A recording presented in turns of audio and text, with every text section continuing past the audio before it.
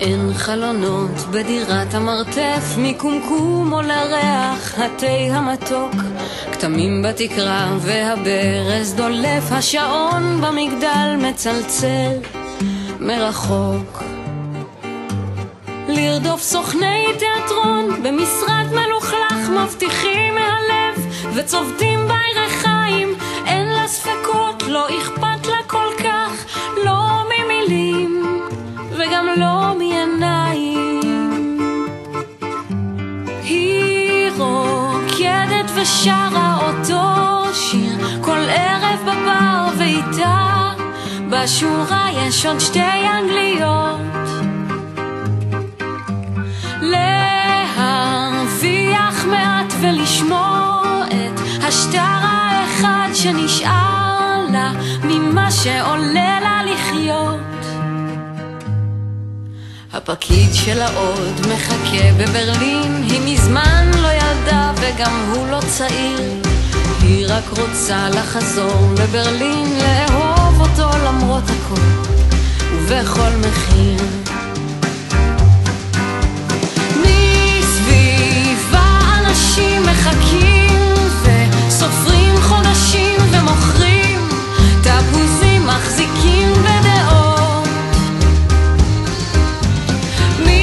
מתווכחים וקונים מותרות, משונים נואשים, השעון במגדל רק מונה את השעות.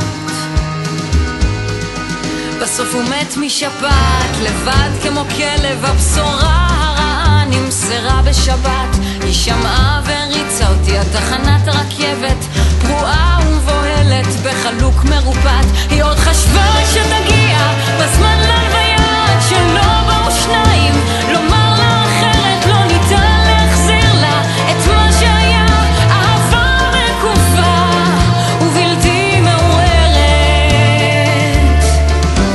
היא רוקדת ושרה אותו שיר כל ערב בבר, ואיתה בשורה יש עוד שתי אנגליות. להרוויח מעט ולשמור את השטר האחד שנשאר לה ממה שעולה לה לחיות. אז כתבנו מברק במשרד של הדואר והמצאנו שבחים נדיבים באמת, אלא שאז נשארה בעיית המשלוח, לא הכרנו שם אף אחד חוץ מהמת. אז בחרנו קפה שנראה לו יקר בכיכר השעון, שהודיע עגור עוד שעות עד הבוקר, אמר שבעצם גם בו לא נשאר לה כבר כלום. היא רוקדת ושרה אותו שיר כל ערב בבר, ואיתה בשורה יש עוד שתי אנגליות. להרוויח מעט ולשמור את השטר האחד שנשאר לה ממה שעולה לה לחיות. שיהיה לו לבריאות למי ששר שירי אהבה, בחיים האלה צריך קצת יותר ממזל, ולה היה לב גדול ושדיים יפים, כנראה שגם זה לא עזר לה בכלל.